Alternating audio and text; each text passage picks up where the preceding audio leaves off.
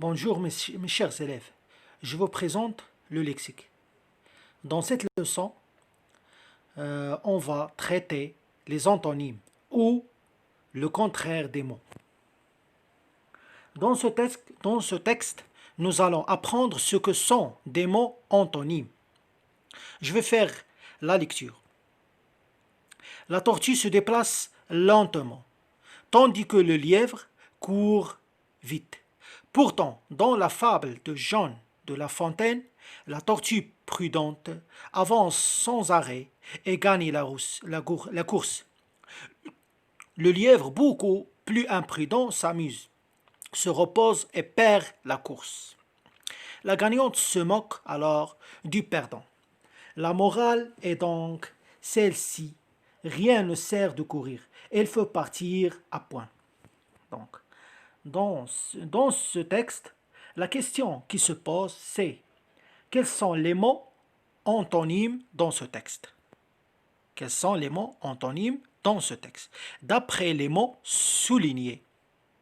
Alors, la réponse c'est les mots antonymes qui existent dans ce texte sont lentement, c'est le contraire de vite. Gagne, c'est le contraire de perdre. Prudent, c'est le contraire de imprudent. Gagnant, c'est le contraire de perdant. Alors, on va prendre l'exemple de prudent et imprudent. Ce sont deux mots qui un petit peu se ressemblent un petit peu. En ajoutant seulement im au début du mot. Alors, on va prendre cet exemple. Alors, un antonyme peut être formé grâce à un préfixe. Im, c'est un préfixe du mot imprudent. Exemple.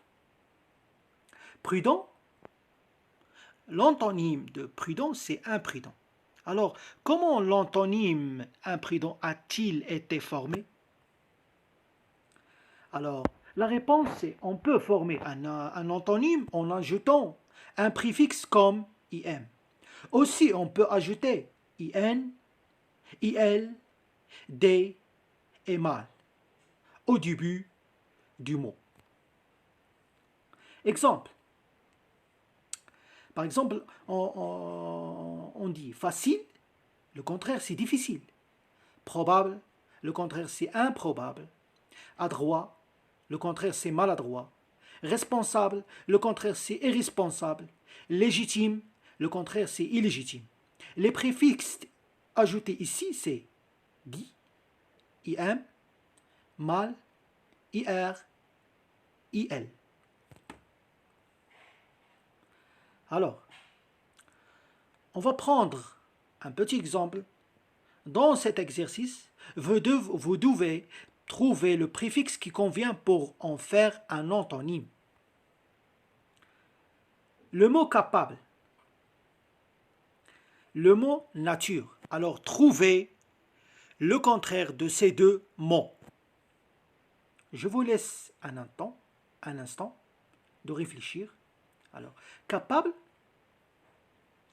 Le contraire de capable, c'est incapable. On ajoute le préfixe in.